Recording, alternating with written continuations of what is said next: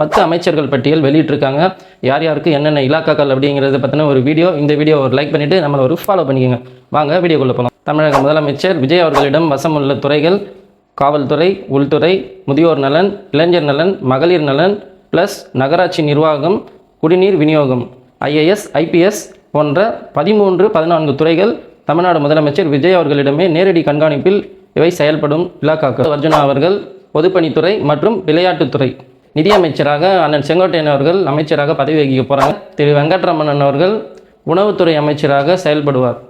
தொழில்துறை அமைச்சராக கீர்த்தனா அவர்கள், கனிம வளத்துறை அமைச்சராக TK பிரபு அவர்கள், ஊரக வளர்ச்சித்துறை மற்றும் நீர்வளத்துறை பொதுச் செயலாளர் N ஆனந்த் அவர்கள், பள்ளி கல்வித்துறை மற்றும் தமிழ் வளர்ச்சித்துறை திரு ராஜ்மோகன் அவர்கள், அடுத்த அமைச்சராக குடும்ப நலன் மற்றும் சுகாதாரத்துறை திரு அருண்ராஜ் அவர்கள், அடுத்த அமைச்சர் சிறைத்துறை மற்றும் மின்சாரத்துறை அமைச்சராக நிர்மல்குமார் அவர்கள்.